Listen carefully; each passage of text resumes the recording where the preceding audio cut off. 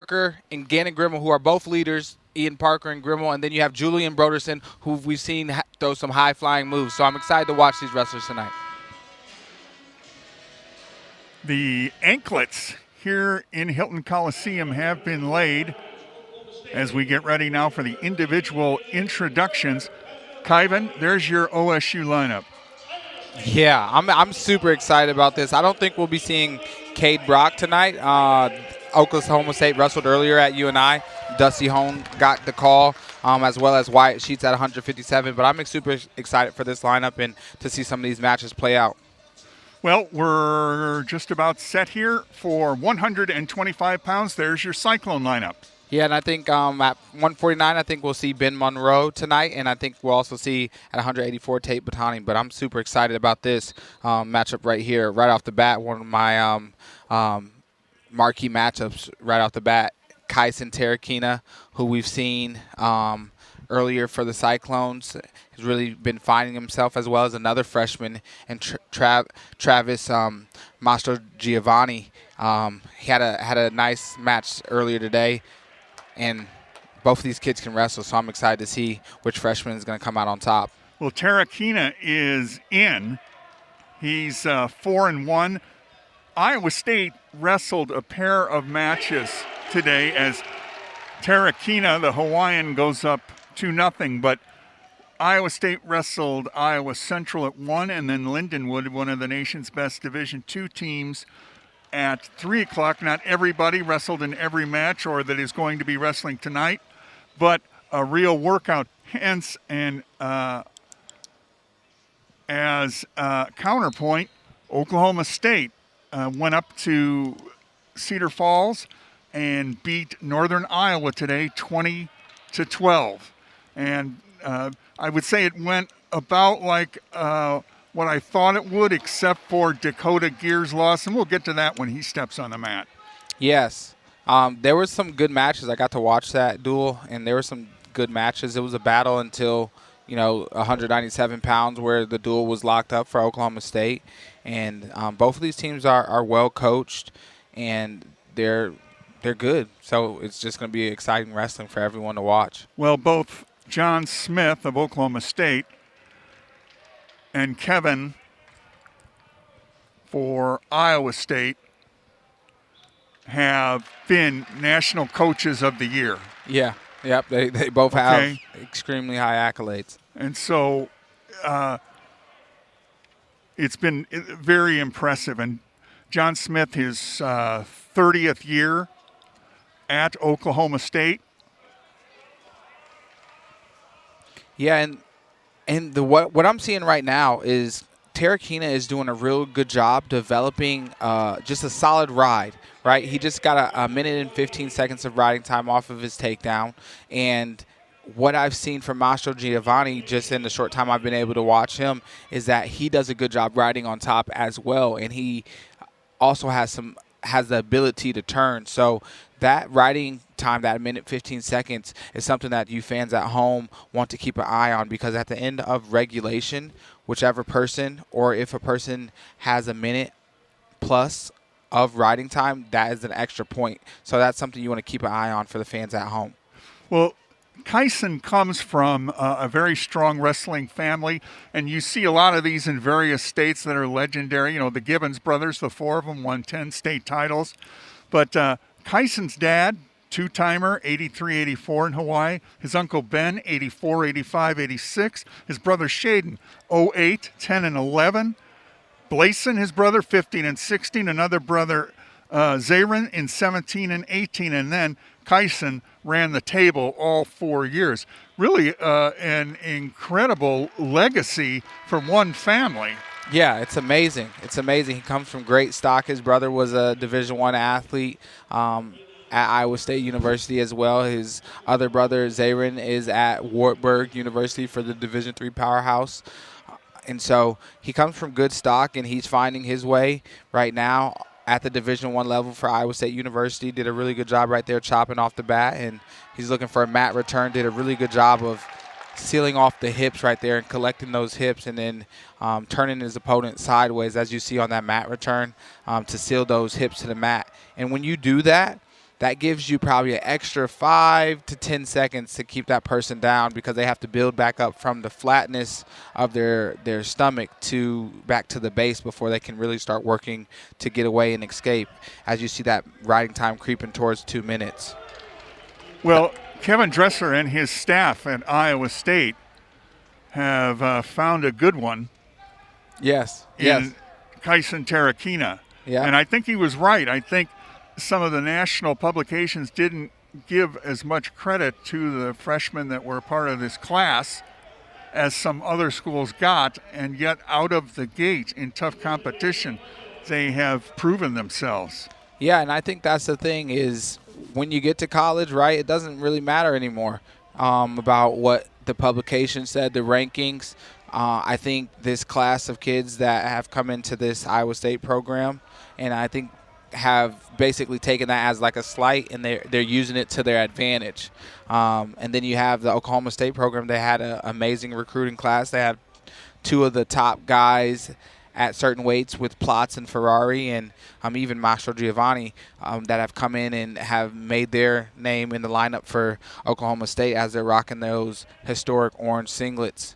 Well, Mastro Giovanni, 13th ranked already as a true freshman, wrestled at Blair Academy, which out in New Jersey is a historic, achieving high school atmosphere. 17 NCAA champions have come out of that. Yeah. Come out of that school. And one of them is sitting on the bench for Oklahoma State in Zach Esposito. And so today, Mastro Giovanni was beaten 6-0 by Brody Teske of Northern Iowa. Teske ranked 18th, and that was Mastro Giovanni's first defeat in 2021. Yeah, Teske's done a really good job moving up those rankings into the top 10. He's done a really good job moving up those rankings into the top 10 and building that understanding that he's here.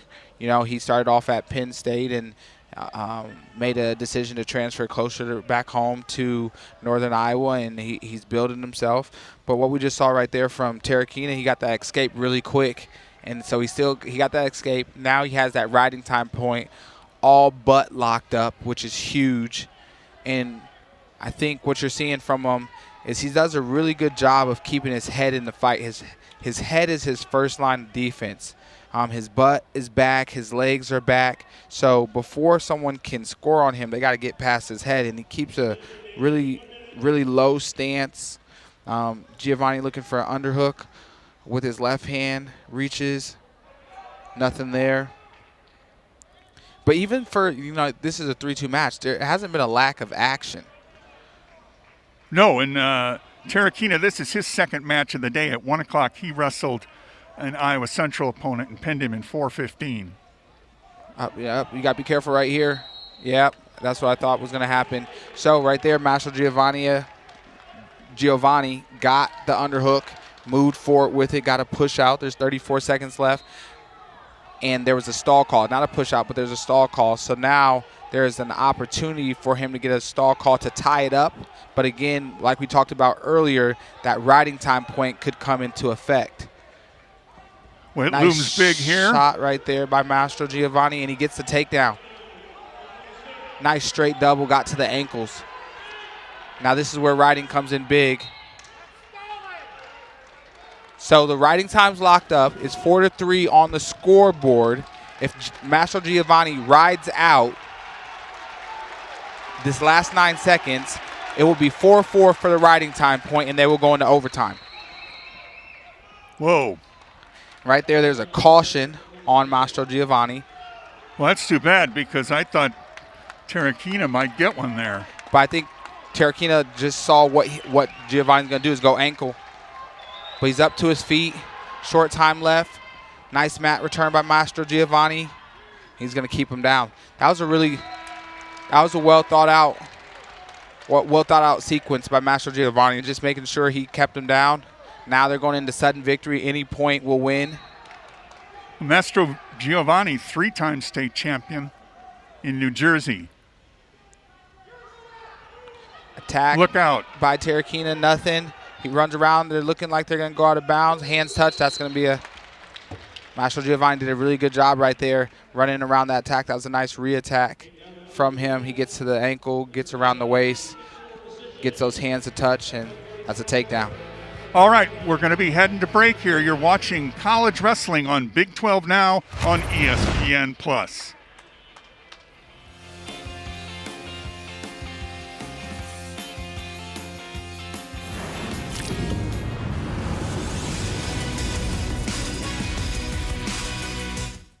Get ready for more.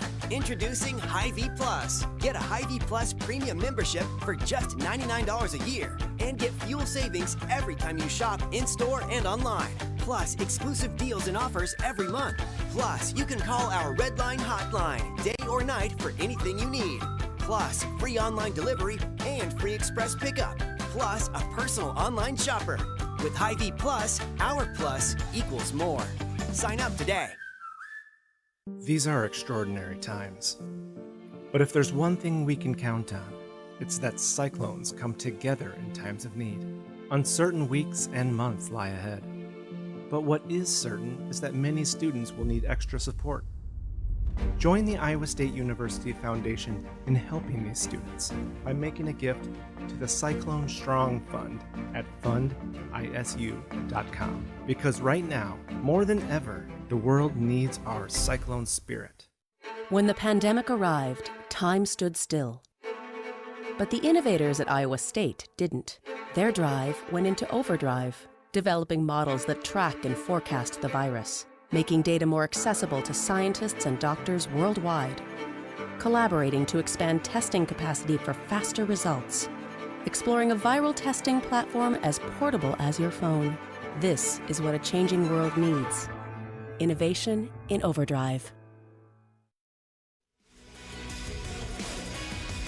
All right, you're taking a look there at the first Iowa High School Tournament championship team. Back when Cedar Rapids had one high school, they were the Tigers, and they won it in state gym at Iowa State University. The tournament had been organized by Charles Macer, the first coach in Iowa State history. Just 7 years later, Iowa State hosted the first NCAA tournament in 1928, and Ed Gallagher's Oklahoma State Cowboys won 4 of the 7 weight classes. So here we are at 133 pounds. Reese Whitcraft out to a 5-2 start, lost to Kyle Biscaglia of Northern Iowa today in Cedar Falls 2-0, former two-time Oklahoma champ and a sophomore. And then Zach Redding for Iowa State, the Long Island native and two-time New York high school champion. He is out there for Iowa State. Yeah, and what I saw in that match for Whitcraft earlier was Biscaglia really did a good job of tying up the wrist and controlling the ties and slowing down Whitcraft, because Whitcraft has a lot of skills. He does some things really well when he's in control of the tie-ups, and Biscaglia really slowed him down and kept things in his ballpark and did a really good job with that baseball grip to take advantage of, that match. So I'm excited to see what happens here at 133 pounds with Redding, the Long Island native, and Whitcraft. Well, these are big matches because they are conference matches, which mean they figure prominently in seeding for the conference tournament, which will be March 6th and 7th. In Tulsa. Yes. And so these matches matter. Yes. Yep. It's important for seeding purposes. It's important for confidence, and most importantly, it's important for development. As you see, a lot of these kids now in the lineups are younger and they're freshmen, right? And they just were in high school this time last year, maybe winning their, state tournament, and now they're in a college lineup getting quality matches against quality Division I opponents, as well as, other levels in AIA, Division II and Division III, junior college. So the development of these kids is happening, and it's happening a lot quicker now because they're getting to be in these environments. Nice fireman's attempt by Whitcraft. It looks like it's being fended off right now by Redding. kind of elongated himself, keeping that right leg back. It might go to a stalemate right here. Redding's also hooked in the crotch of Whitcraft, but Whitcraft has that elbow tight of Redding. Redding's looks for a underhook to a throw by, doesn't get to it. Now they got head in each other's shoulders. They're going to clear that position. Whitcraft out of Broken Arrow, Oklahoma. He wrestled for the Tigers too, Broken Arrow Tigers. And Zach Redding from Manorville, New York, which is on Long Island. And Long Island and Iowa State actually have a very, very strong tradition of guys coming from Long Island and being successful.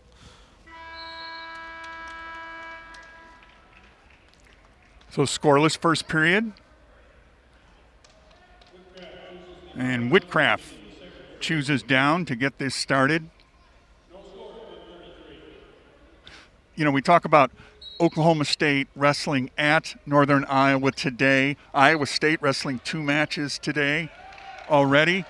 And I know for some people it's kind of hard to imagine that you would do that. But this is great preparation for the NCAA championship, where you may wrestle 4 matches in a day, and conference tournaments, and coming back in brackets where you've got more than just the championship round. It's a good way to get ready. And John Smith talked about it. You know, you wrestle at Cedar Falls, you get on the sleeper bus, take a nap, and you're here, and you wrestle again. Yeah, it's super important. It's super important because at the NCAA tournament, you know, the tournament is over 3 days, but you have to win multiple matches a day. So getting that feel for these multiple matches, and they're spread out, just like this was for Iowa State as well as Oklahoma State today, it's important.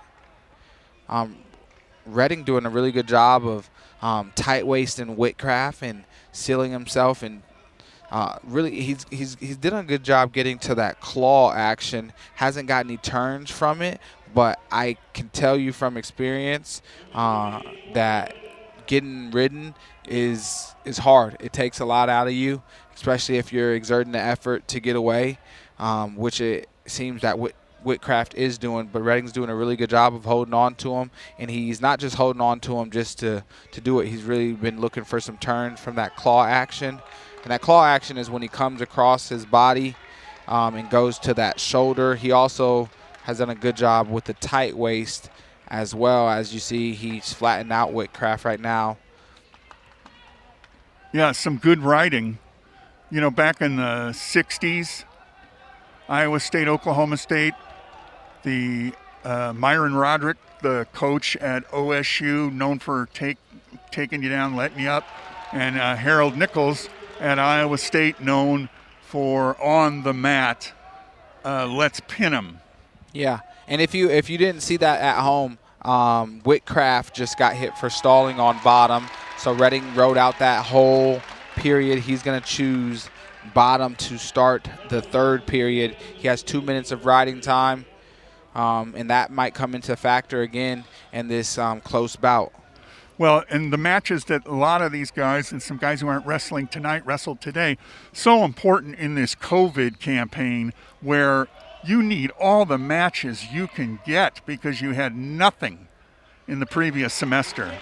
And Redding gets to his feet and gets to escape within 8 seconds. And yeah, like you said, Tom, those matches are these matches are very important, and they're valuable for the development of these student athletes. Whitcraft getting to a right side underhook. Redding buries his head in the shoulder, doesn't allow him to advance that position. Snaps the position, goes duck under. He likes that. He does like that duck under peek out action. Front headlock position for Whitcraft. He's going to want to capitalize here. This is a big opportunity for him.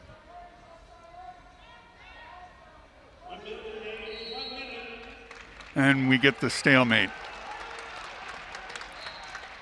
So this is where last match we saw the young kid from Iowa State, Tarakina, and he wasn't able to close the match out maybe like he wanted to. Nice attempt by Whitcraft. He goes fake to the near leg, goes far leg, doesn't get it, but then Redding shoots his own shot. Off the duck under. Yes, off that duck action. And now he's sitting to his butt. What he wants to do right here is get high. He hooks the leg. If he hooks that leg, yep, he hooked the leg. And now what he wants to do is get that head out, or he wants to put, yep, good job right there by Redding. That was beautiful technique. He got his head out the middle after getting to his attack off that peak on that left side. Well, his early development so important with Austin Gomez, Iowa State's ticketed 133-pounder. Now he's going to get some. Not wrestling. He got it, and then Whitcraft trying to find his way out. He gets some near fall points. All right, he is the winner, 6-0 for Zach Redding of Iowa State. We're tied up, and we're going to break. You're watching college wrestling on Big 12 Now on ESPN+.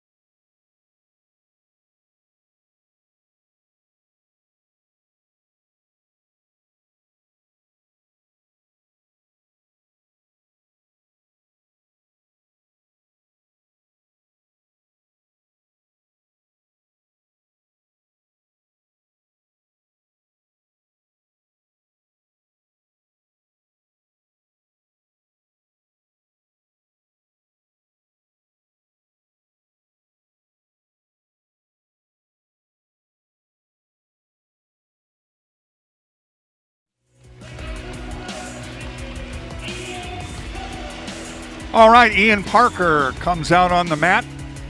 He does so ranked number 7 in the country. He beat the number 2 wrestler in Division II, Colby Smith, earlier today, and that was his 70th career victory. He's 5-1 on the year. Dusty Hone, 4-1, out of Utah, Cedar City, so southern part of Utah, and was an NCAA qualifier last year in the tournament that never happened when it was the 14th seed. He won today, beat Drew Bennett of Northern Iowa 4-2 to move his season record to 4-1. Yeah, and I'm expecting this to be a battle. I know some people at home might have thought there was going to be a different matchup, but I'm expecting this to be a battle, as Hone is an NCAA qualifier as well as Parker. So it should be exciting to see what develops in this matchup. Well, you're talking about Cade? Yes, there's a possibility that we would see Cade Brock. Yeah, Cade Brock is the defending national champion. Yeah, Cade Brock has some high-quality moves. He was an All-American for Oklahoma State, and he's been out of the lineup with injuries. And so I'm sure they're just doing what's best for the student-athlete right now, just making sure he stays healthy and getting back to himself, because we've seen his first match ever in college. He went out there and beat the NCAA champ, the defending NCAA champion, Cody Brewer, with some high-flying inside trips. It was amazing. Nice single by Parker. He's going to climb up the waist to secure a 2-point takedown.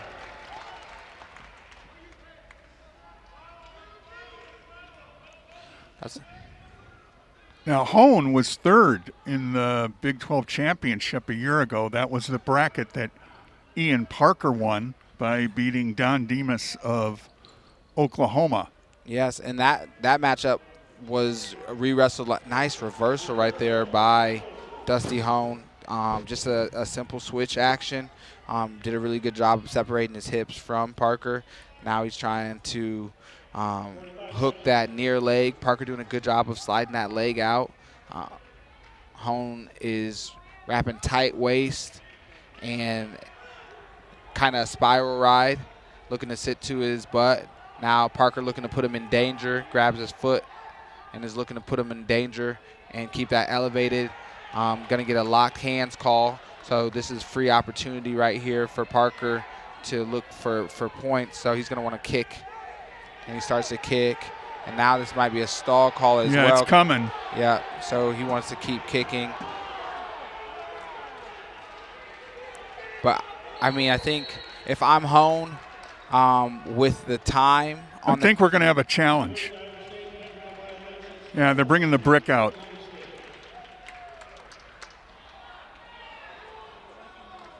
Okay. Now, we should say this interchange where he was hanging on for dear life to Parker's ankle, you know, there was a time where that was no detriment to the guy just hanging on. Right. And it created some really crazy scenes at the NCAA championship. And so finally, several years ago, they changed it. Yes, they changed the rule that you can't be below the waist for 5 seconds. So right here, they're looking for a locked hands call, I believe. So Parker touches. We grabbed them both. Let's see. Right there. Yep. That's, yeah. They're going to, that's, so he elevated that leg. It was only momentarily, but that's what they call clasping. So. Well, clash of coaches. John Smith, currently third in all-time dual victories with 444.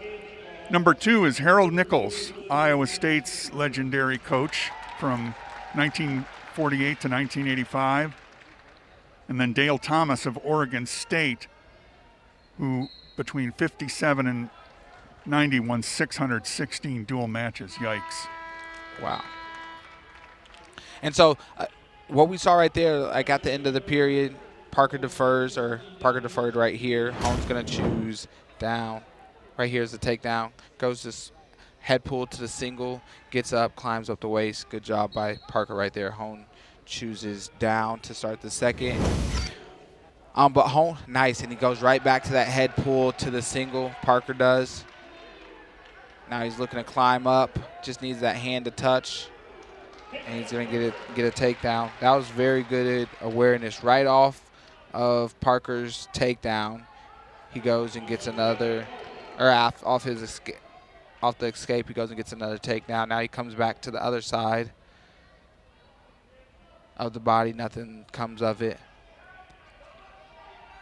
Like I said, I thought this was going to be an exciting matchup, and so far it's lived up to that. Well, Hone won 4 state titles in Utah. I know another family that had a lot of state titles in Utah. Yeah, you talked about kind of the families with the legacies and things like that, and there's definitely a family from there that has a lot of state titles and credentials. Parker looking in the front headlock position.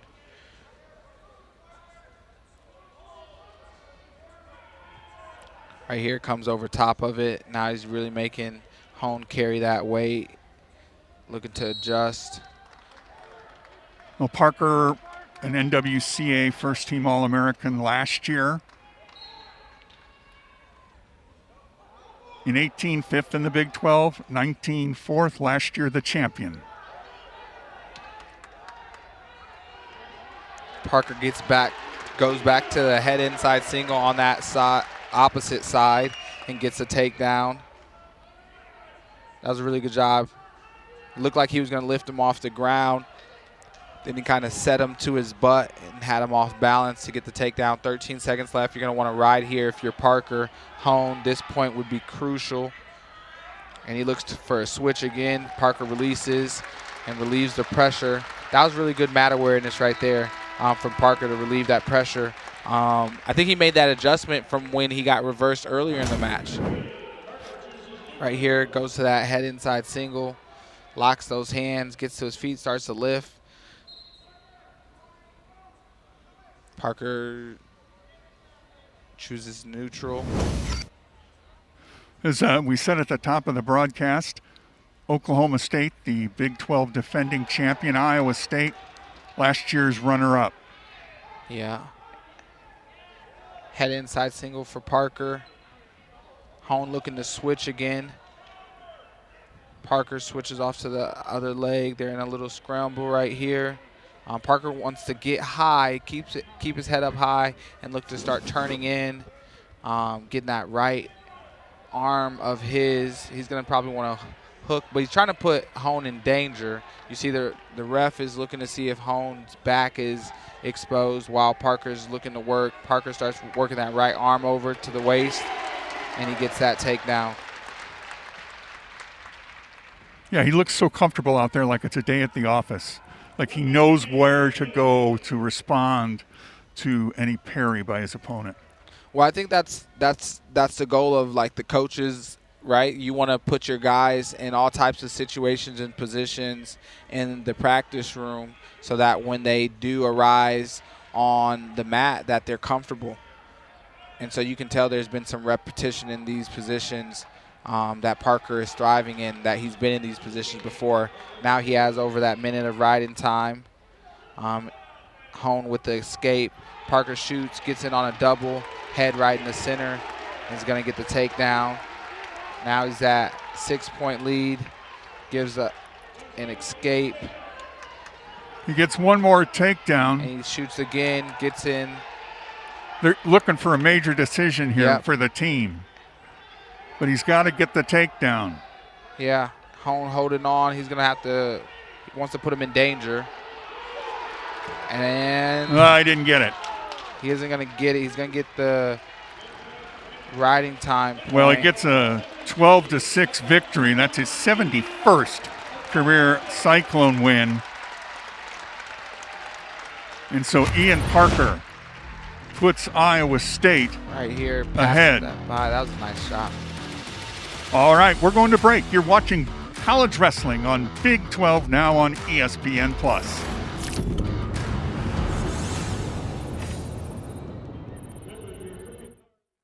There's no doubt about it. Saving feels great.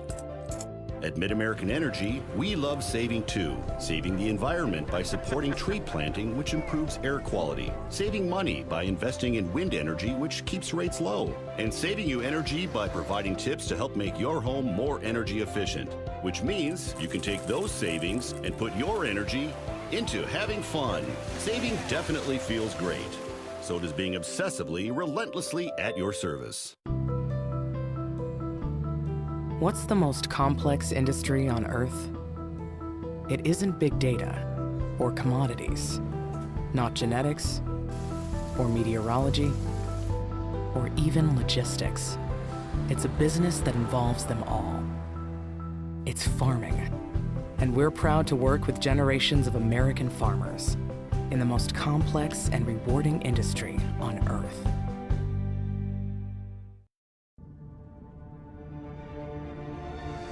Over the past 25 years, we've crowned our share of champions, won the awards, and built the traditions. But instead of looking back, in the Big 12, we believe in moving forward, and that our best is just beginning.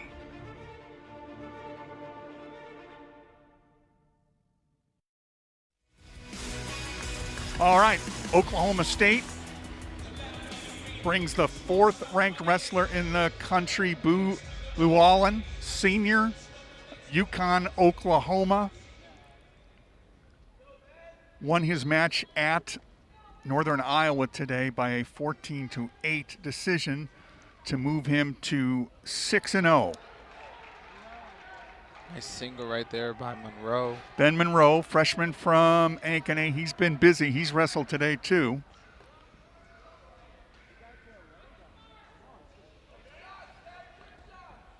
And Boo Llewellyn was one of my wrestlers to watch for Oklahoma State University. Just a really good wrestler, like has lots of really good skills. Does really good with re-attacks as we're seeing right now. Very crisp on his setups. Does a good job riding on top too. So, well, he's been around. He's got 69 career victories, 6-0 so far this season. Last year, ranked number 1 at 149 most of the year. He's a two-time Big 12 champion and last year's number 5 seed going in at the NCAA championships. yeah, and he's done all that while dealing with or having to deal with injuries that have kept him out. Like he's had some shoulder injuries, and he's battled through those. And he looks like he's in a really crisp form. So it's exciting to see, especially because I can relate somewhat to those shoulder injuries and having to persevere through those and the mental and emotional toll that it takes on you to get yourself back healthy and to a not just healthy but to a high level of competing. Well, 2018 he was an NCAA All-American. To go with all the other things he has accomplished. Yeah, and he got out to a really fast start earlier today at UNI, and then his opponent, Lara, came back later in the match, and I guess you could say possibly won the match inside the match, didn't give up the major decision, and even scored some takedowns late in the third period. So it will be interesting to see the adjustments that he makes for this matchup here. Yeah, Monroe wrestled for the Jaguars of Centennial High in Ankeny. He was a 3-time finalist, 4-time Iowa Prep place winner.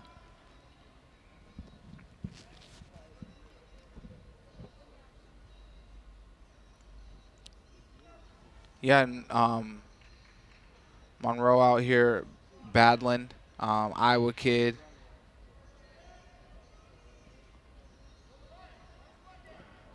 Well, Llewellyn doing a really good job of keeping that wrist tied up, that right wrist. He's doing a really good job of keeping that tied up. Now he's placed it on Monroe's back.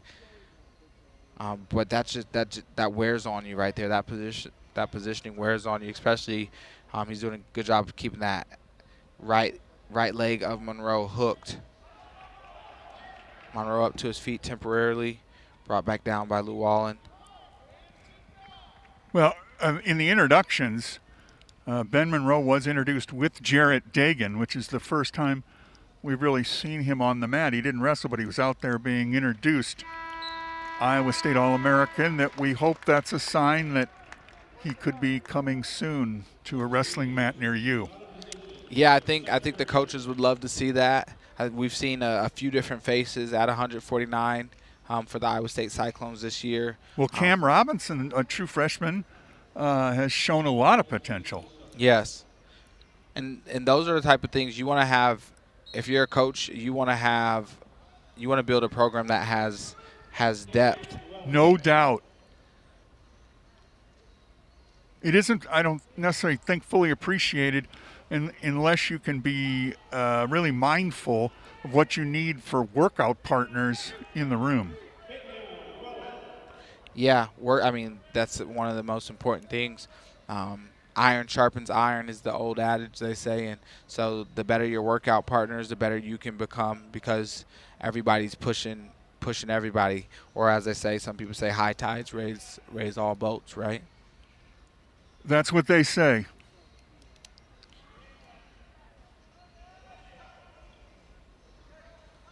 Llewellyn, ranked 4th nationally. I think we got some blood right there. Should take us just a quick second while we have a moment. The Iowa State track and field team is racking up some really impressive statistics, and the distance medley team of Jason Gomez, Sebastian Gentile, Alex Lamong and Wesley Kiptoo set the school record on Thursday night at Arkansas, and Martin Smith's team looks deeper and stronger than it was last year when they won the Big 12 championship indoors.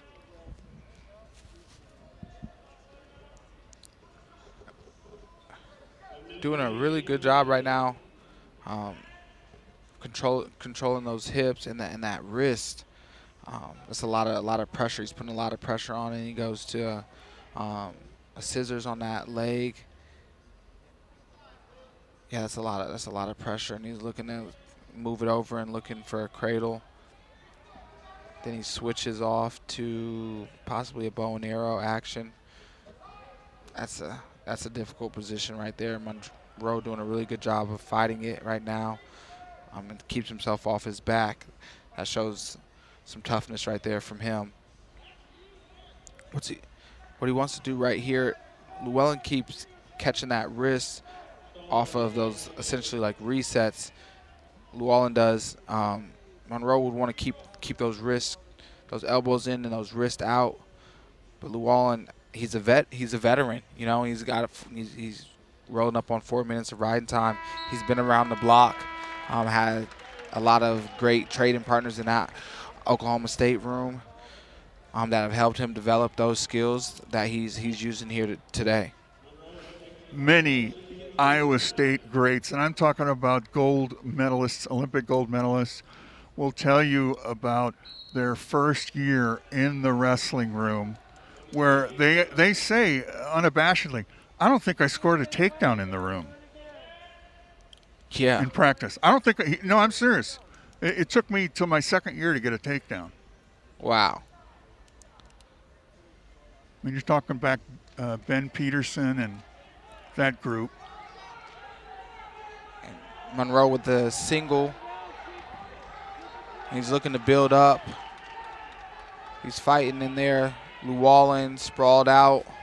Hasn't extended, hasn't advanced the position or completely shut it down.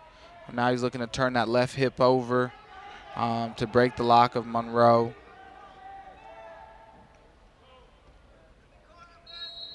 We're going to go to a stalemate right there. 7-1, 8-1. Riding time is locked up for Llewellyn. Still needs a takedown for a major. Yes.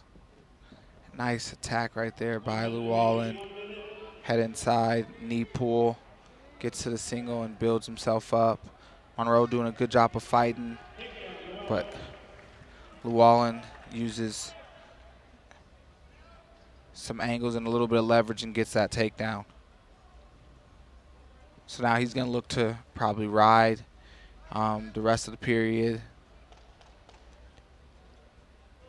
Look for a turn, possibly multiple turns to kind of break open the match, and look to build on that major decision he's been earning thus far. He has to be careful right there with that arm. Doing a really good job of keeping that weight.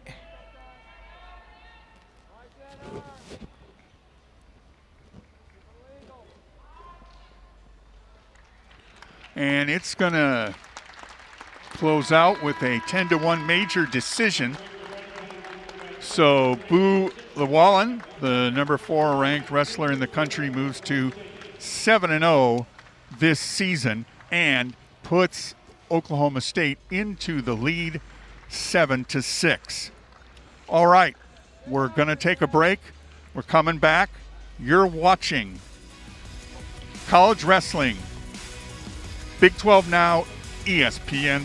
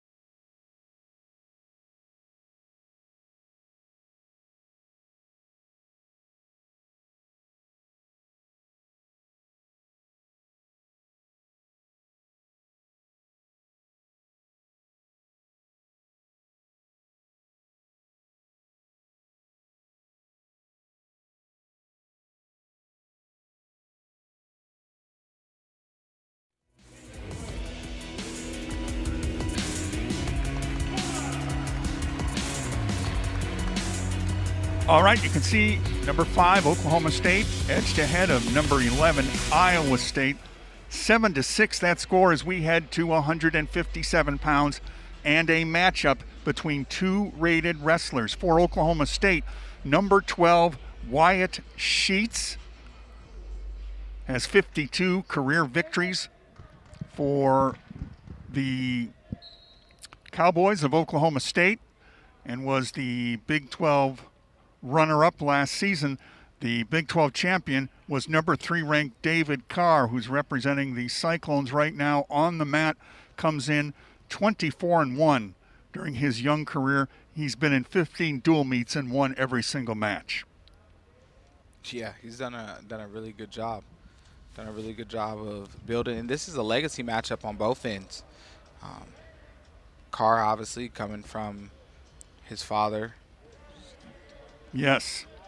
And Nate Carr Sr., who's Olympic bronze medalist, 3-time NCAA champ. Yep. And Sheets coming from his father.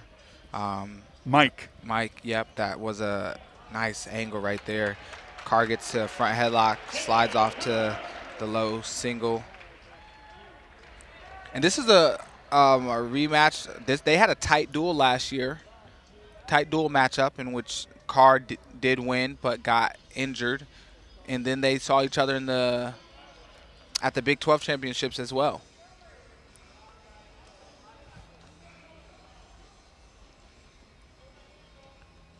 And Sheets, his dad was an NCAA champ for Oklahoma State. yeah, I think he won 2.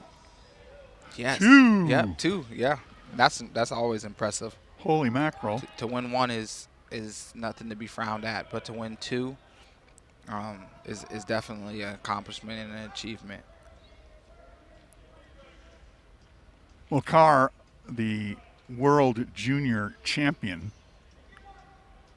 has basically eclipsed every milestone and medal that you could win thus far in his career, all out of Canton, Ohio, under, as you said, the tutelage of Nate Carr before Kevin Dresser and his team were able to take over here. Carr back in on a nice shot and gets to secure the takedown. And honestly, I think this is a match David was looking forward to, especially because of the closeness of some of those previous bouts.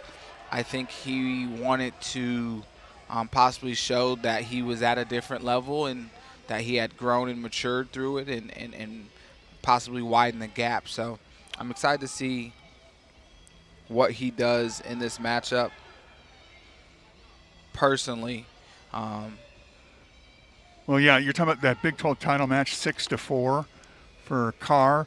The thing you have to remember last year, I mean, there was a time a year ago we didn't necessarily think that David Carr was going to be healthy enough to compete in the postseason in March.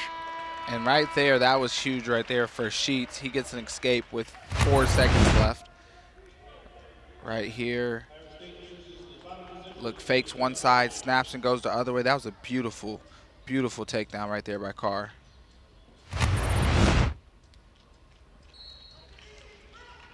Carr's going to start the second period down. This is Carr's 3rd match of the day. He pinned his Iowa Central opponent. Against Lindenwood, he faced Ronnie Gentile, the number 7 competitor in his weight class at NCAA Division II, and tech-falled him before this match here. And then Wyatt Sheets, big win in Cedar Falls, beating Cade Lara 15-4. Carr looking to pick up the physicality and gets a nice run around right there. Just overwhelming physical and speed. Yeah, just a lot of pace. And what he did right there is just really run off to an angle. And angles are what make scoring a lot easier.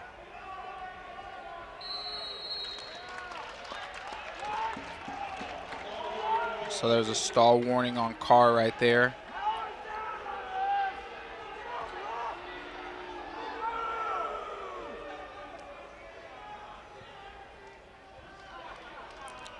2 minutes of riding time for Carr. He's going optional. Yep. Comes out, pushes the head, making Sheets carry that weight. Now, why would you do that? I think it's a kind of like a dominance thing. Just showing that, like, you're just trying to control someone, essentially. Sheets staying on his knees. Carr picking up the hand fight, snapping heavy, faking. Crowd not happy about that. Neither bench is, too, so it's an official Cowboys Cyclone battle. Carr snaps, looking to run around again. Comes back the other way.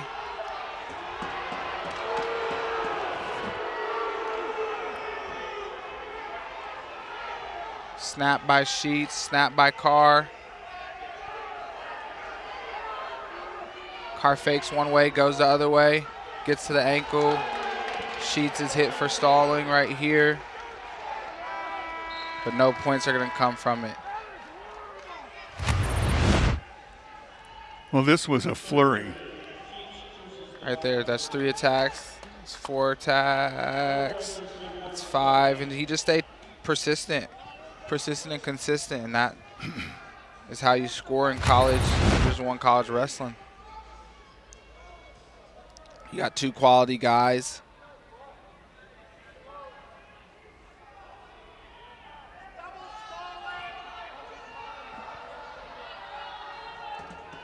Carr riding right here. Sheets got to sit out temporarily. Up to his feet. Gets an escape.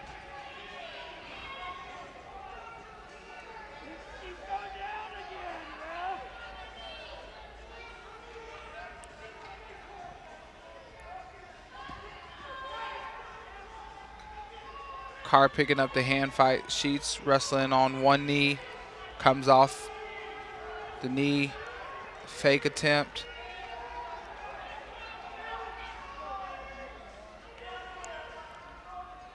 Snaps right there. Carr snaps, looks for the corner. Nothing. Sheets comes back in. Fake attempt.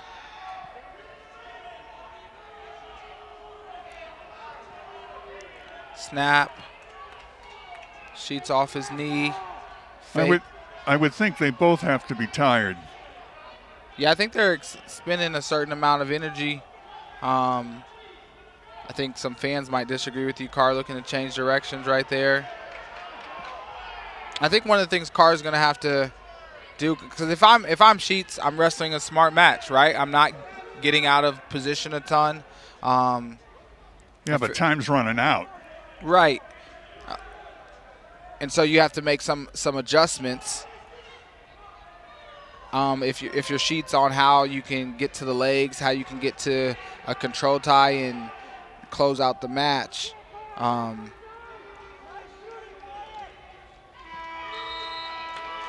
it ends 7-4. Make that 8-4 because he had 2 minutes and 31 seconds, Carr did, of riding time advantage. And that spurs Iowa State back into the lead at 9-7. You're watching college wrestling on Big 12 Now on ESPN+. At US Cellular, we're building a powerful 5G network that works without interruption in the places you wouldn't expect. And with every plan at US Cellular, you get access to 5G at no additional charge. So no matter where you are, US Cellular's network always keeps you connected in the places you need it most. At US Cellular, all of our plans include 5G and get unlimited data for just $30 a month with 4 lines. US Cellular. From acreages to farms, John Deere tractors keep Iowa running. And now during the factory authorized sales event at Vanwall Equipment, you can take advantage of exclusive factory incentives. Get 0% financing up to 84 months, attachment discounts, and customer cash up to $1,000 on select John Deere compact and utility tractors. Supplies are limited, so stop into a Vanwall location near you or go to vanwall.com to learn more. How we build cowboys. First, give them space. Expose them to new things. Show them it's not about them, it's others before self. Allow them to fall. Ouch. Show them how to get back up. Dust off. Ignite curiosity so it burns bright. Brighter. Whoa, that's bright. Teach them to lead with their heads and their hearts. Let them get carried away with big dreams to impact the world well beyond their 4 years. That's how we build cowboys. Well, we're heading out to 165 pounds here. Tom Crochelle along with Kyvan Gatson bringing you this Big 12 match from Hilton Coliseum in Ames, Iowa, which, by the way, was where John Smith earned his 1988 NCAA championship in this building. And, of course, his career now, 5-time NCAA champion coach.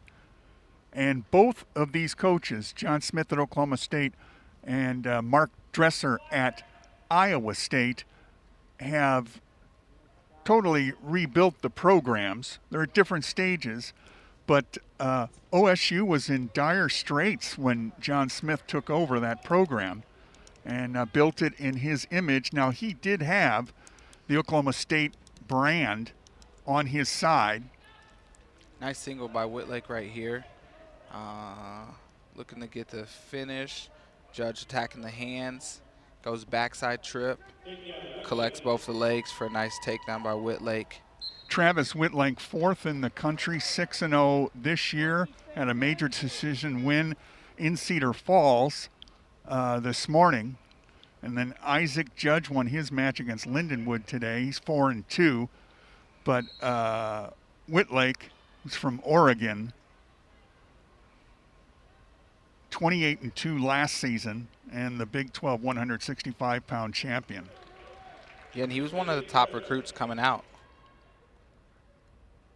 And with good reason. 196-2 and 4 Oregon champions. And in 2016 swept the Fargo Greco freestyle and folk style brackets. Triple Crown winner. Yikes. He does a really good job with his left hand to get into his attacks. Nice trip right there to secure the takedown. He goes with that right hand. His right hand sets everything up, and then he goes left side. His left hand is his attack hand. He does a really good job with that to get to his attacks. What I wanted to finish saying was that John Smith has built the program. Kevin Dresser, a very interesting challenge, because when he took over the Virginia Tech wrestling program, it was about to be dropped. Yes, and it didn't have a great pedigree yeah, to build on. Yeah, they had it on the fax machine. Blood, toil, and sweat by Kevin Dresser in rebuilding this program, and so far has received National Wrestling Coaches Association Coach of the Year award for his efforts.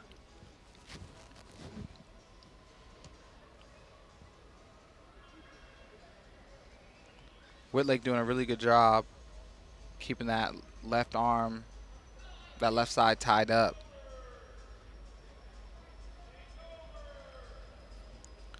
Right there, sit out position from Judge. It's covered by Whitlake.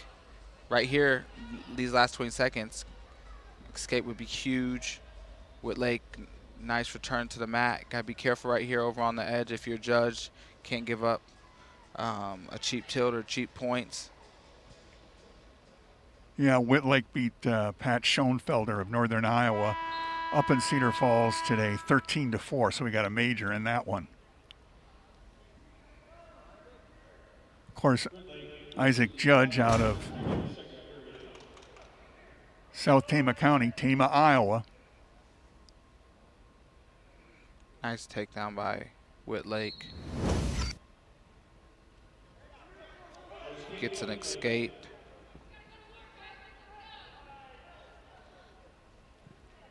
Heavy on the head. He's really good at saying heavy on the head, especially with that right hand.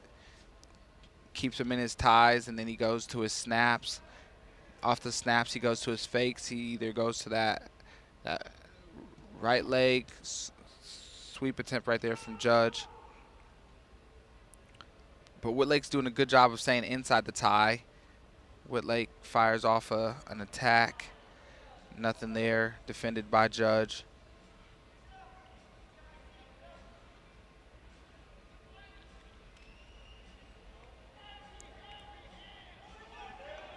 So he's look at Whitlake gets that left side, or keeps that left hand. Now he has that underhook with his left hand. Once he gets to those positions, he's pretty comfortable. It's cleared by Judge.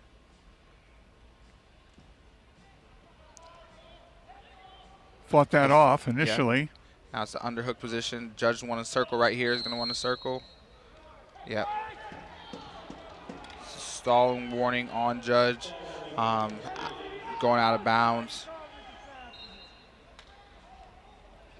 Sweep attempt.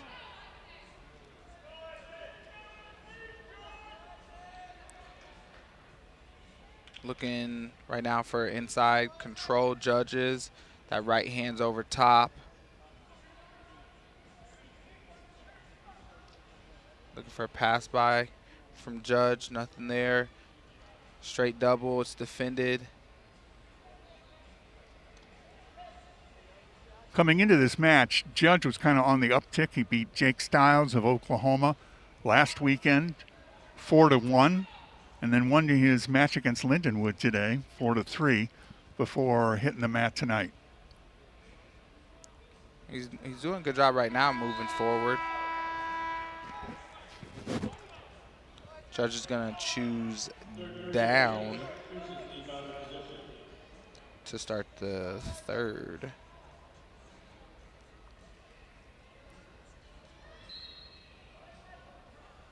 So Whitlake, that riding time is creeping up.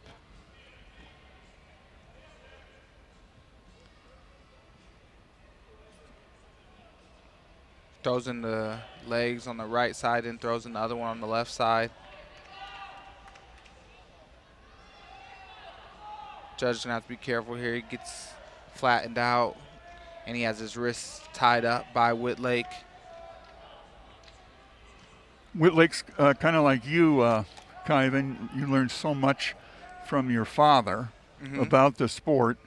And Travis Whitlake wrestled for his dad in his incredible high school career in Coos Bay, Oregon, Marshfield High School. Okay. Down southwest Oregon. So riding time locked up. Judge moving forward after an escape.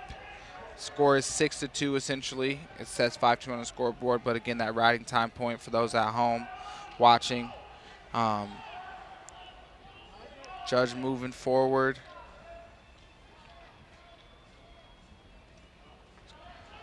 Nice re-attack right there off of a Judge attempt by Whitlake. Now he gets him extended. Whitlake with his arms locked around that single leg. He's going to want to turn that left hip over. Looks like this is going to be a stalemate position.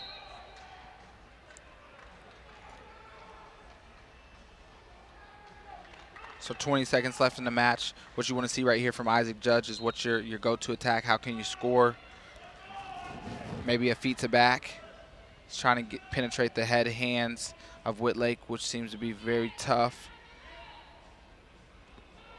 But he's continuing to move forward. Straight single, nothing there. Comes out of it, goes underhook, looks for a trip, nothing there.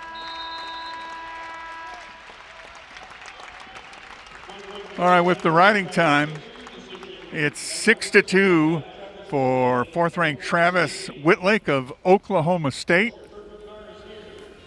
And you see the team score as we go to break. You're watching college wrestling on Big 12 Now on ESPN+.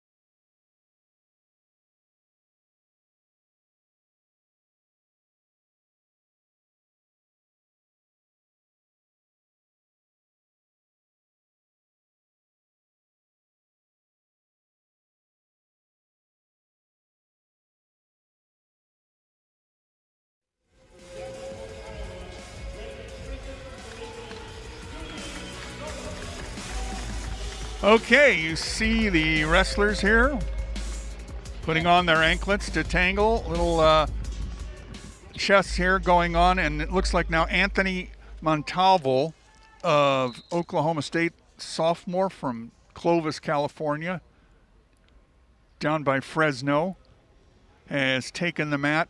And for Iowa State, Julian Broderson, the redshirt freshman from Davenport Assumption, who today, if you had happened to be here when we were wrestling those earlier matches and Iowa State was taking on Iowa Central, Julian Broderson had a throw that just stunning. Yeah. High flyer. Well, it I wasn't a mean, high flyer, nonstop jet service to but the mat. high altitude stuff. Man. Yeah, it was nice. It was a nice action. Ended with a headlock to a pin. Which he did earlier in a match this year. But he didn't get any back points on that one. Right. So, yeah, OSU switching up the lineup a little bit, or getting another one of their student athletes an opportunity. Broderson with the underhook. Nothing's going to come of it. And Montalvo's seen action before in the lineup.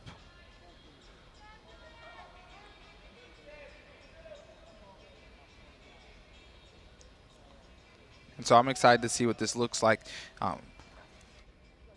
Broderson was one of my wrestlers to watch just because of his ability to go from 0 essentially to 100 and put out some high-flying moves or actions that will excite the fans at home and maybe bring some people that aren't normal, wrestling fans to their feet and be like, oh, that's what happens in wrestling. We can see that type of exciting stuff. So looking forward to seeing what happens here. Overhook by Broderson. He seems to be really comfortable in this position, controlling the other wrist. Well, you mentioned Montalvo. I mean, last year broke onto the national scene, 25-6 record at 184 pounds. And this is one of those positions.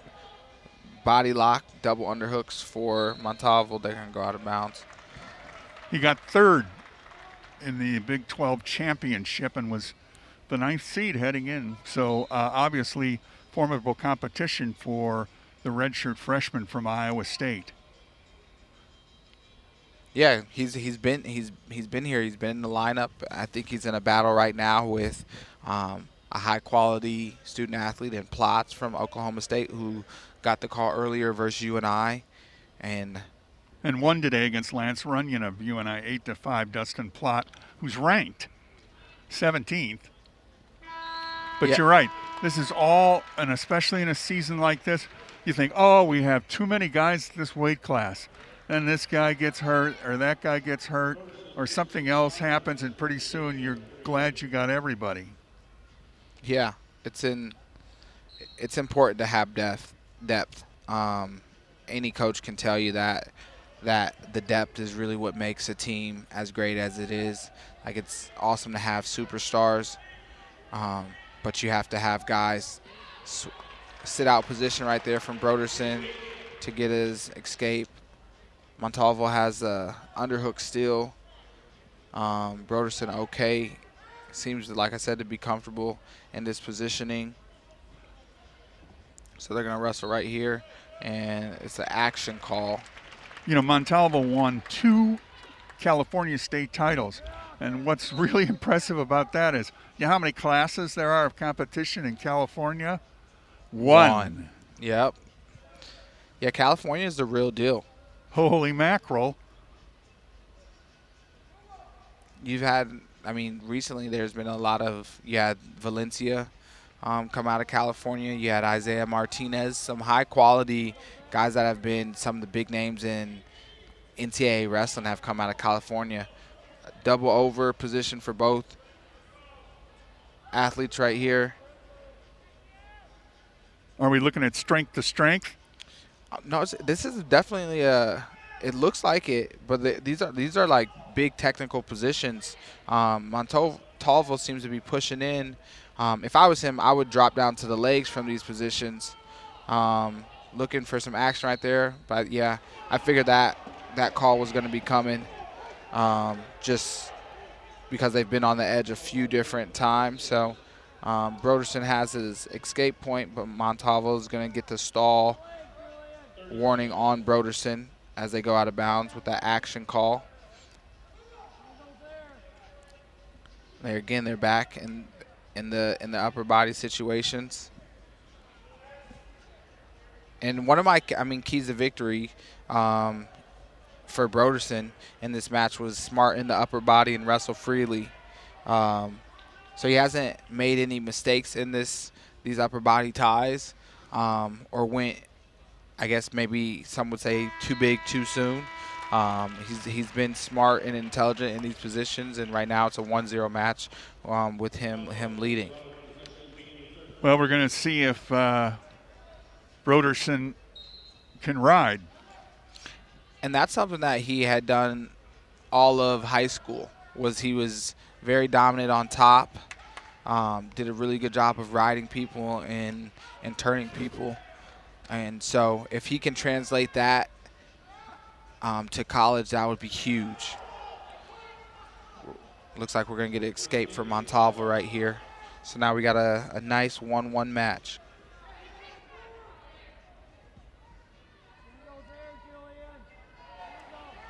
So now what it's going to come down to, someone's going to have to score some type of way. Remember, there it is.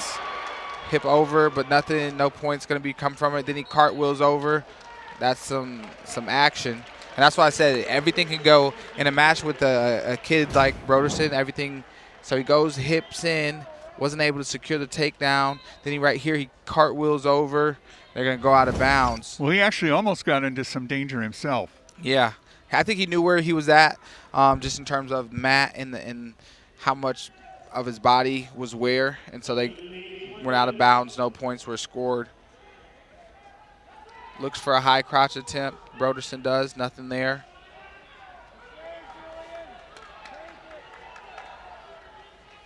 Montalvo moving forward, looking for that underhook again. Broderson has to be careful. He looks for a duck right here. Montalvo, and they're going to go out of bounds. And that, I was worried right there for Broderson that he might get hit. Because he went kind of just back straight out of bounds. I know there was some action going on because of the duck from Montalvo. Yeah, the question be, well, what is he supposed to do? Yeah. Looking for a snap right there. Broderson goes to the front headlock position of it. Now he has the underhook. Nothing, 20 seconds left. Who's going to score, or are we going to go into overtime? We've already seen one overtime match.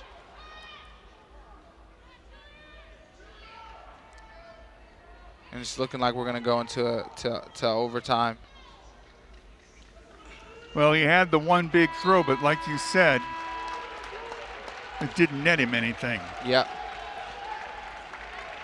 So any point here scores. Remember, Broderson has been hit for a stall warning. So if they were to go out of bounds again, that could possibly net Montalvo the winning point. So you have to be aware of that. Looking for a trip right there from Broderson. Goes high crotch, nothing there. Defended nicely by Montalvo. It's a good match. Yeah, it's all in the margins, you know. Everything is in the details and little intricacies that are happening. I mean, it might not look like a lot is going on, but everything is for positioning. Each person is looking for positioning. Now double overs for Broderson. Montalvo gets a body lock, looks to throw it, switches the hips, looks to trip with his body lock. Everyone is standing.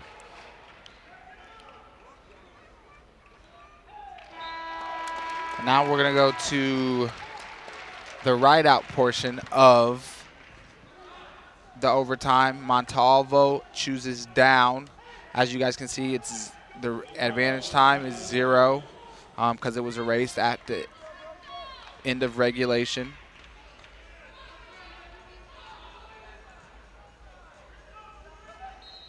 So Montalvo starts down. Broderson did ride for a little bit in regulation, so I think he's going to try to ride Montalvo.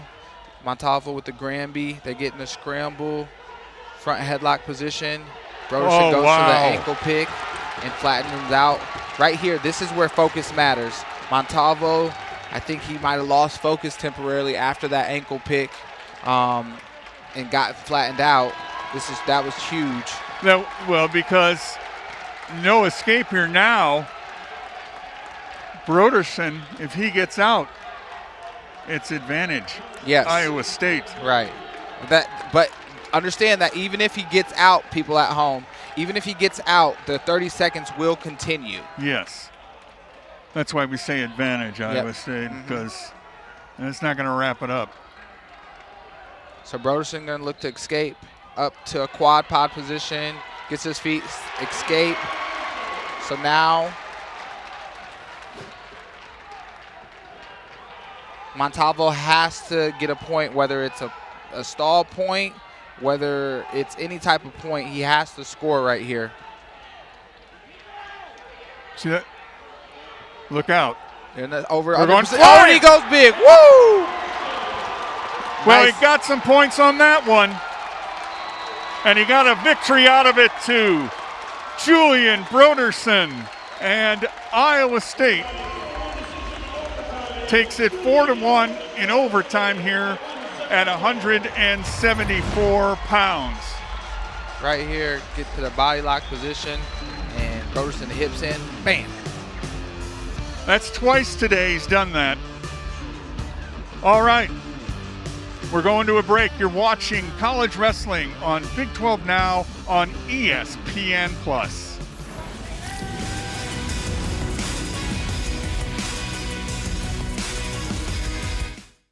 Welcome to the American Campus 30-minute tour. It's actually a 30-second tour. No, man, it's like... And now it's 26. Welcome. Fitness Center. Relax, relax, relax. Oh, my. Do you want to be friends? Yeah. Roommate match? Academic success? Ooh. Get ready for more. Introducing Hy-Vee Plus. Get a Hy-Vee Plus premium membership for just $99 a year and get fuel savings every time you shop in-store and online. Plus, exclusive deals and offers every month. Plus, you can call our Red Line hotline day or night for anything you need. Plus, free online delivery and free express pickup. Plus, a personal online shopper. With Hy-Vee Plus, our plus equals more. Sign up today.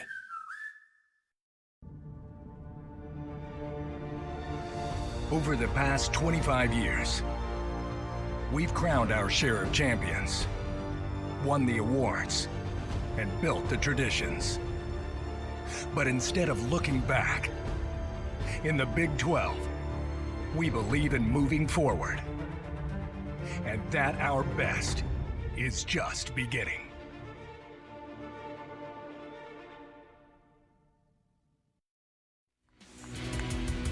All right, Iowa State and Oklahoma State first met 100 years ago next February. Both teams, if you see the bedrock and dig down to it of college wrestling, there's orange and black and cardinal and gold both, and now they're tangling tonight in Ames. And at 184 pounds for Oklahoma State, he's ranked 9th nationally. Dakota Gear, 84 career victories. And Tate Batani, the redshirt sophomore out of Ballard of Huxley, 3-2. And Batani did a really good job right there of fending off that first attack by He sure Gear. did. And I after watching that duel earlier, that Oklahoma State UNI duel, and watching Gear lose how he did, I knew he would come out with the fire lit under him to go out and score points. Nice low single attack by Gear. Finishes pretty cleanly. Gets ahead to the opposite side. Now he's looking to ride. Batani won his match this morning by fall against Iowa Central. Dakota Gear, as you said, an upset loss to Parker Kekison of Northern Iowa, 4-2 in sudden victory 1.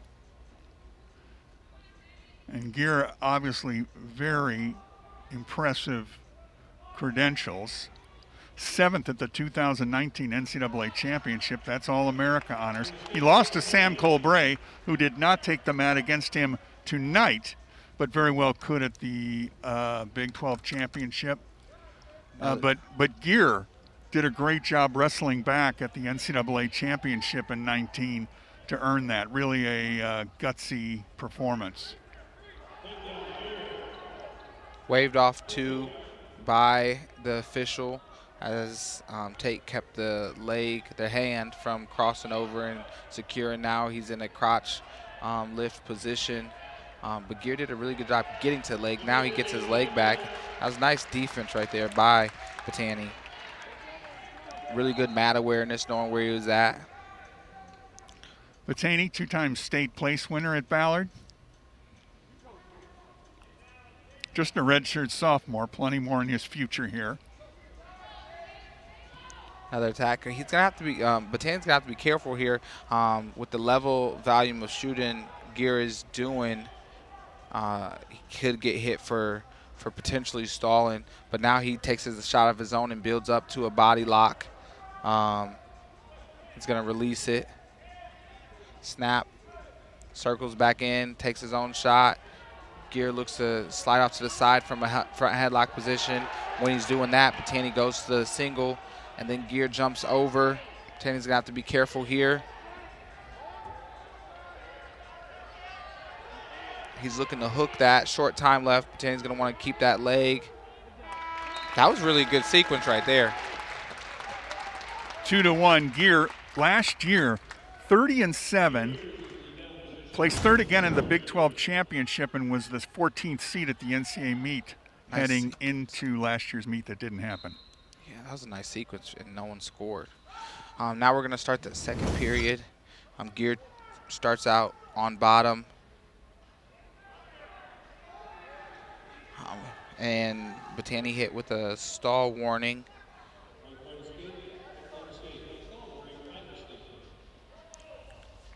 And that's 1 point for Gear on the escape.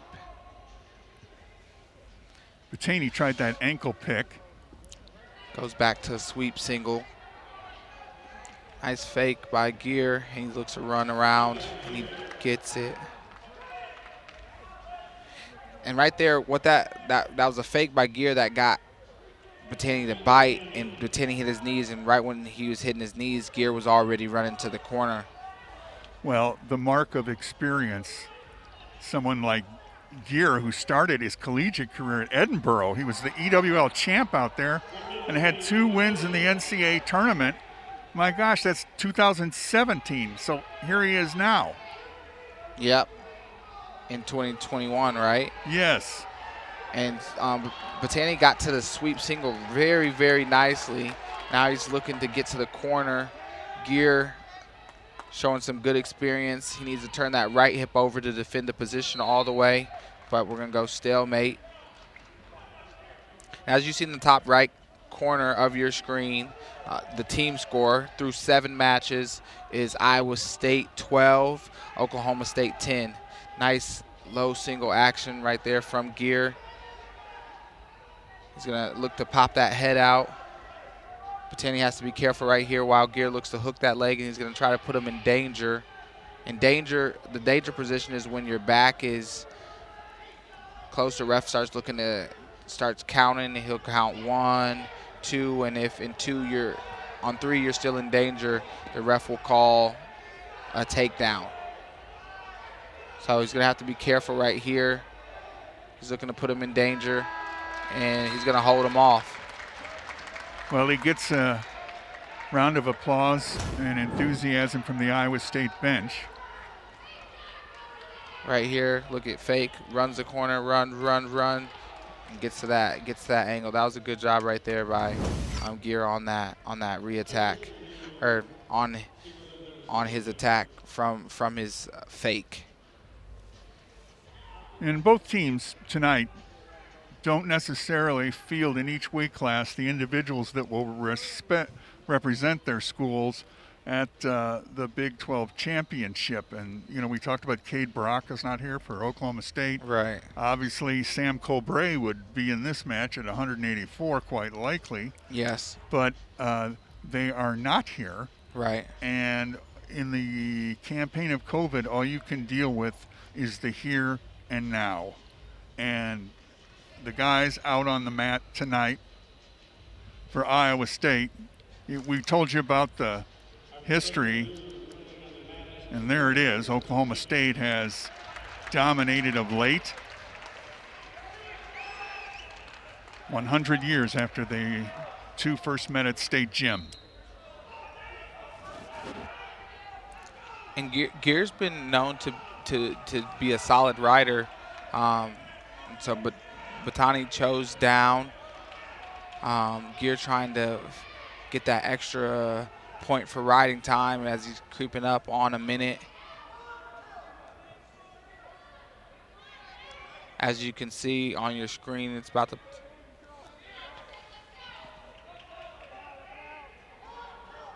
The riding time just creeped over a minute. It's now at 1:10 with a minute 20 left. So Gear doing a good job of just being a savvy veteran, responding to some adversity from earlier in the day from himself with the loss over at UNI. Then they get on a bus, has some time to reflect, recompose himself, refocus, and he's putting on a good performance here. As you can see right here in the green on your screen, there's the riding time. It's at a minute 13. Yeah, you and I have been on many a Cyclone Wrestling sleeper bus. Yeah. Long rides through the Big 12. Yep. Oklahoma State will have one after this match tonight. Yeah, especially depending on the weather. If they can get on the road, depending on the weather, it'll be a slow ride home.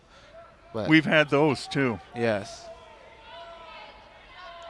Gear doing a really good job tightening up that left side, locking up that left side of Batani.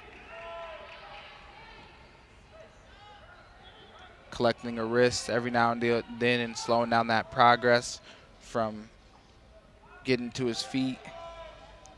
See, he hooks that near leg, which is the left leg of Batani, and then he keeps all his weight on that side. And he's got him flat. Now he has him flattened out. So that riding time point is locked up, so it's 6-2.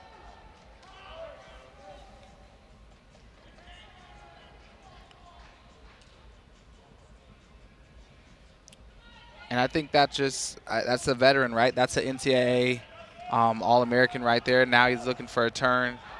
Tanny has to be careful.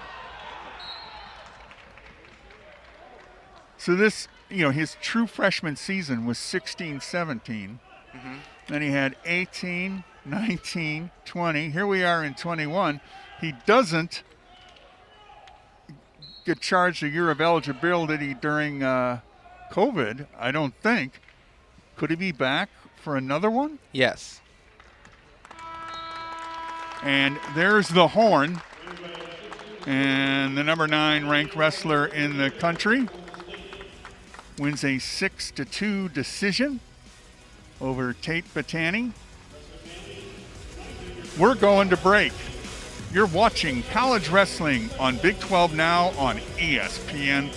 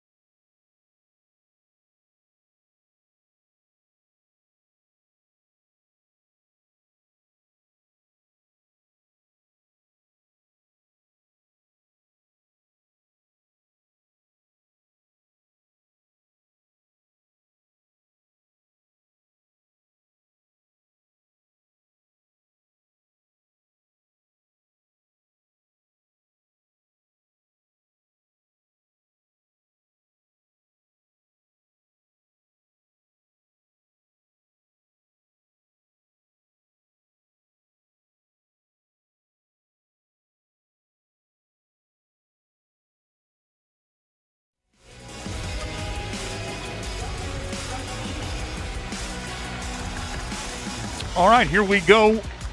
Two newcomers to the collegiate wrestling scene who came in with very impressive resumes. Iowa State, the former World Junior silver medalist. Now that is in freestyle, not folk style, and there is an adjustment, but Younger Bastida from Cuba for Iowa State. And A.J. Ferrari, currently ranked 14th, a freshman out of McAllen, Texas, 96-1, 2 championships. And this guy was considered one of the top recruits in the country. I mean, some people said he was the top. And so it'll be an interesting mix here with the true freshmen in eligibility for both individuals, but both with pretty impressive credentials. Yeah, I'm excited for this. I think there's going to be a lot of explosiveness and a lot of athleticism. Both of these guys possess those abilities. Ferrari has been known for a double leg action. Saw that stall warning there. Yep. Ferrari looking to create some space. We said Ferrari ranked 14th, Bastida ranked 20th, Bastida 3-2, and Ferrari off to a 6-0 start, including a 10-4 win in Cedar Falls over Keegan Moore of UNI earlier today. Yeah, and that's about that got a little bit chippy in terms of physicality, and it was also the match that secured the duel for Oklahoma State. So Ferrari, he's a I would say some people might see him as, maybe the bad boy of college wrestling, and he speaks his mind in a lot of different avenues that are available. And so I think he's kind of embraced that role. So I'm excited to see what this match turns out to be, because both of these student athletes have high-level capabilities. Well, for a second there, I thought he had an opening, Bastida. And Ferrari does a really good job of feinting, meaning he'll act like he's either like maybe wobbled or hurt, or he'll drop down to a knee, and then he'll work himself up. So Bastida did a really good job of running the corner right there, and now he's looking to finish a single, and he's looking to pull it back in. Oh, slipped out. And Ferrari did a nice kick out right there. Had him high. And that was great athleticism and flexibility right there by Ferrari. Another shot by Bastida.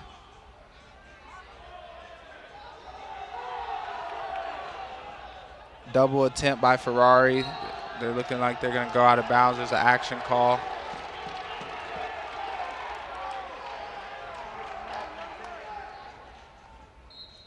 Yeah, it's on the line here, and both benches reflect it. And so I would be interested to see if this first period ends 0-0 and it's Bastida's choice. Does he go down or does he stay neutral? Well, if you're his coach, what do? I'm putting him neutral. Here we go again. Single by Bastida. He gets to it. Nice. Defended by Ferrari. It's re-attacked by Ferrari right here. Short time left. Has to be careful. Short time. Nothing. Bastida keeps the leg. Well, a lot of action there. Yeah, that's a lot of action.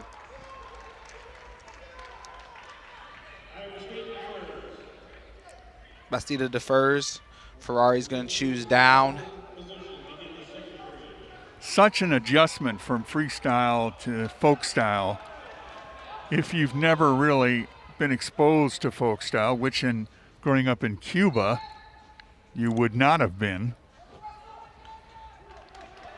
An escape by Ferrari.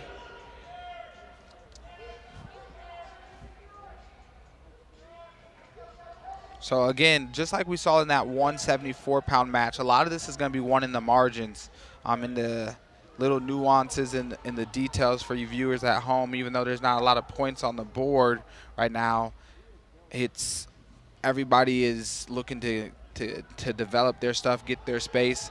High crotch attempt by Bastida. Ferrari hits the splits and kicks out again. Man. Underhook action. It's cleared by Ferrari. Looking for a straight double. Ferrari does. Defended by Bastida. And they're putting their heads in there. That's for sure.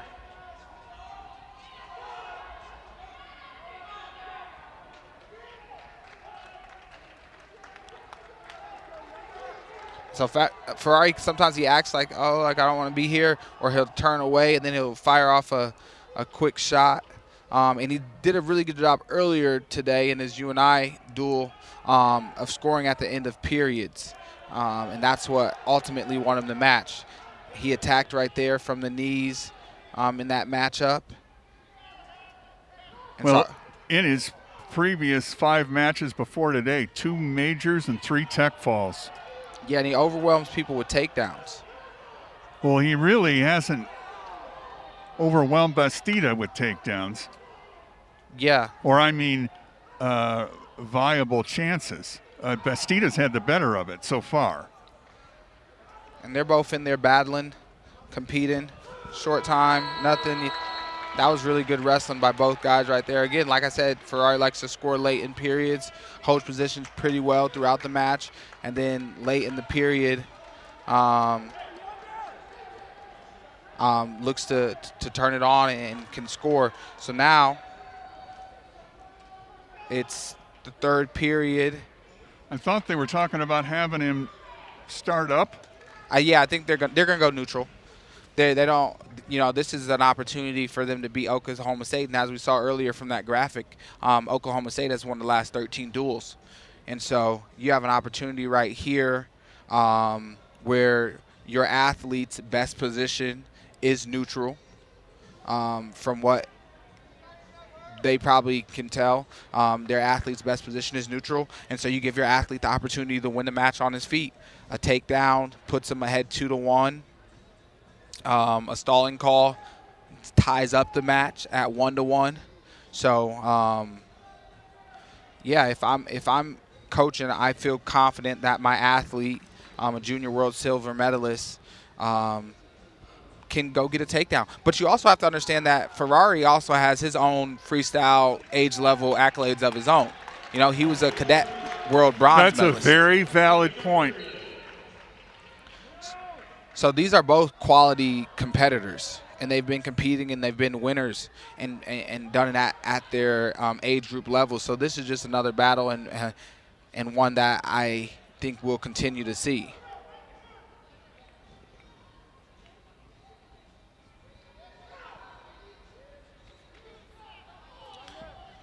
Bastida with an attack. You got out of there quick. Fireman's attempt.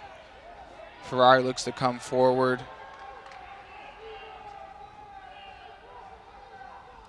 Straight shot. Look out. Ferrari looking to come around. Yeah, he's looking for that front headlock, goes to the double, and he's going to drive through and get the takedown.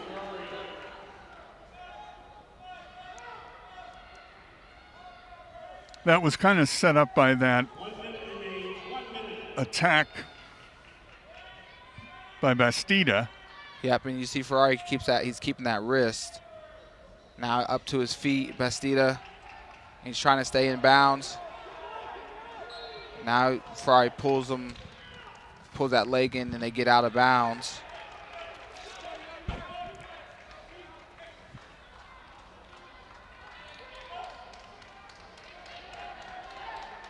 So right here, I think this is crucial time right here. There's some blood time. Conditioning comes into play. Everything. Yeah, and this is our second one. Yep. So you got his nose stuffed up.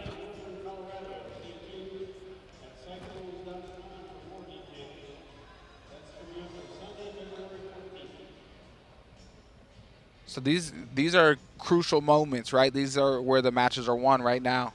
And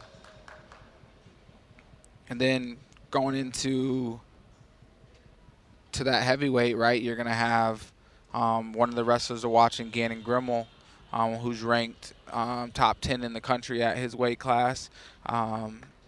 He has the opportunity to possibly win the duel for his team.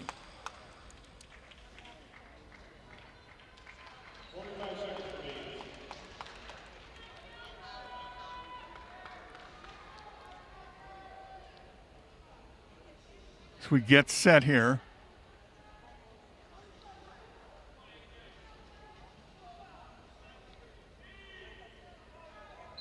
.45 seconds. Ferrari looking to ride. Bastida with the reversal. No reversal. Now he's going to have to let him go. That was a nice job. He's going to have to let him go. Ferrari shoots back in. Very smart by Ferrari. Yes, very smart. So if I'm Bastida, I'm just trying to get to a stalemate possibly because I don't want this situation to continue on, but he's going to give up the reversal. And that's some great mat IQ and awareness right there from Ferrari.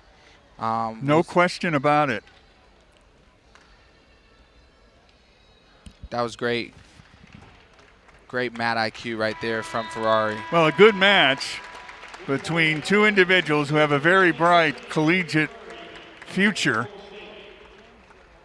And Ferrari takes it as we head now to heavyweight. 16-12, Oklahoma State. We're going to break. You're watching college wrestling on Big 12 Now on ESPN+.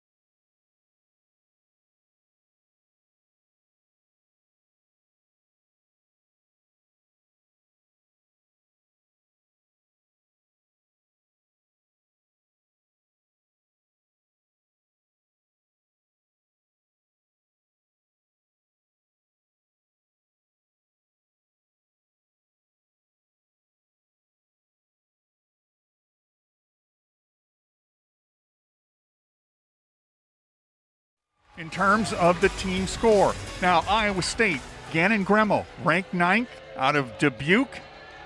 Won a couple of matches today, one by major decision against his Lindenwood opponent.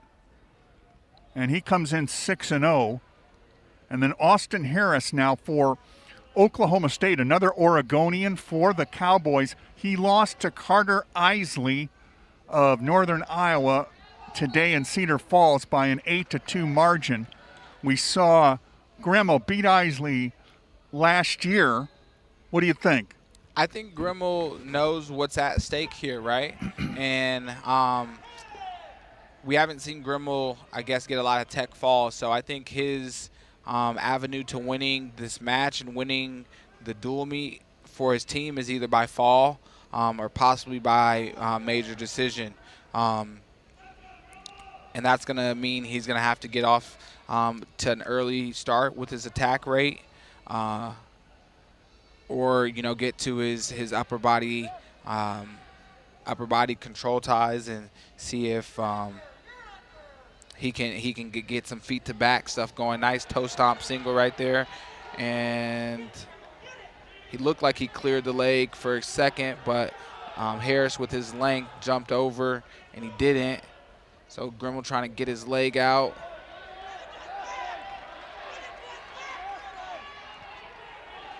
So he's going to have to be careful here. Doesn't want to put his knee in a peculiar position. Has to be smart right here. Well, Harris, too, had to protect himself from danger. So that was a nice attack right there by Grimmel. Harris looking for an underhook on the left side. Harris is a little bit of an undersized heavyweight. Grimmel gets the body lock. Double underhooks. And now he's looking for a lift and return. And he's going to get. He got it. And he's going to get the takedown as they go out of bounds. Nope. The ref's going to wave it off. Well, he got the referee, that is a rather incredulous look from John Smith. And I think, oh, my apologies, Tom. No, go ahead. I think Grimmel showed himself that if he gets his underhook, that's the position he needs to be in. So I think if I'm Grimmel, I recognize that, and I'm going to try to get back to my underhooks. Well, that's what the coaches were yelling at Grimmel, your underhook.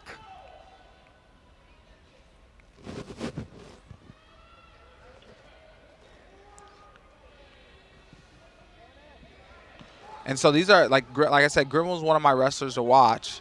So he has his underhook. He's pushing. And I think there's going to be a stall warning right there. So stall warning on Harris. But he's going to have to get – this is where, like, as a captain, leader of the team, double underhooks from Grimmel goes to the low single as they were looking to go out of bounds. If I'm Grimmel, I need to hook that bottom leg right here and start sitting back, trying to put Harris in danger. Harris doing a really good job.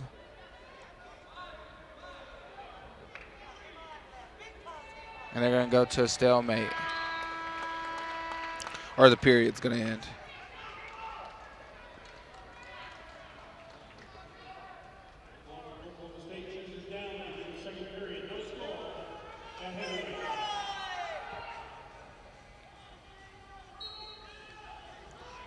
Grimmel looking to ride right here.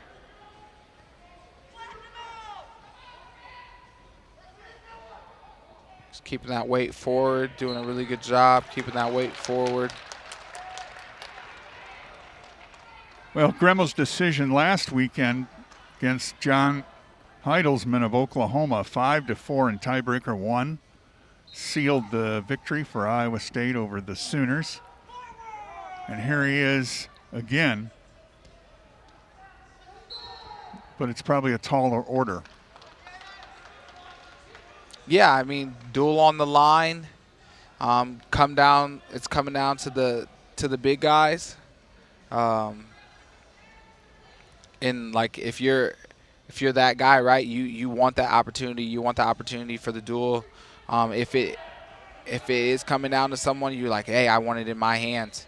As they go out of bounds again. Minute 32 left in the second period. Well, these last match showdowns used to be the total providence of the heavyweights. Yeah. And then we went to that system where we started at a different weight on a draw system. But here we are again at heavyweight. Yeah, and it was one of those things. I remember when I was in college, we lost to OSU, I think 16-18 my senior year, and I know going into my match that I needed to pin at 197 to give us an opportunity to win the duel.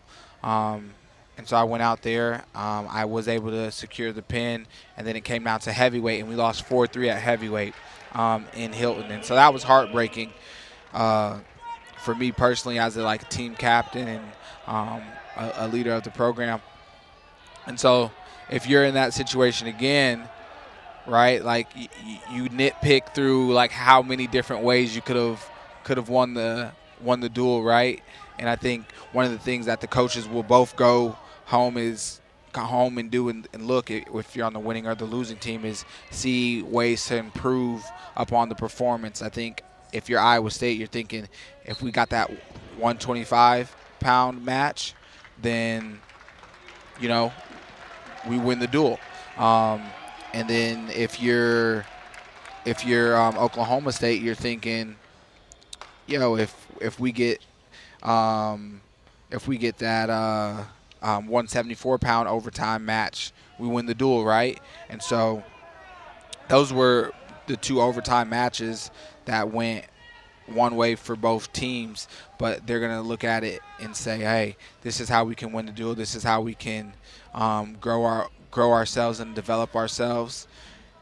Because at Nationals, that's what's going to happen. You're going to have to win matches that you're not supposed to win. Grimmel ended the period with a ride out.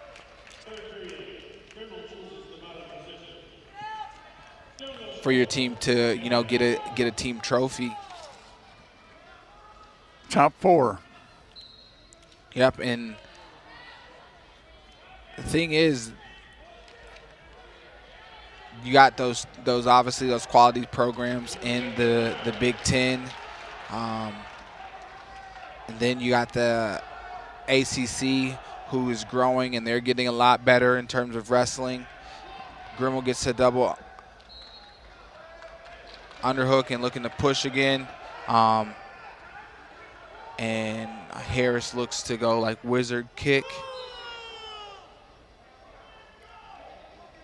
Grimmel looking for underhook again. Harris changes levels, tries to get at the leg, misses it.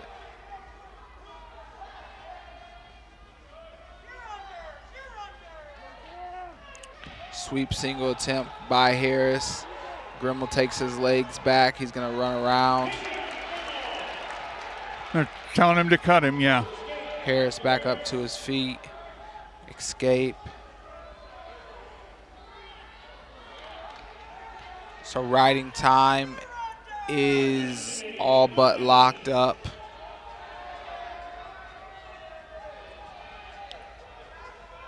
It is now locked up. Shot by Harris. There looks like it's going to end in a stalemate. Neither could get elevation. Mm-hmm. And so this could be a really suspenseful next 39 seconds. I wish I had said that before your national championship match. I had a good time. Grimmel looks to change directions after a Harris shot and gets the takedown. Now he's looking for a dresser dump. Doesn't get it. But he's trying to find ways to put Harris on his back. Well, and Harris knows that's what he's trying to do, his opponent. Right. Very aware of that situation.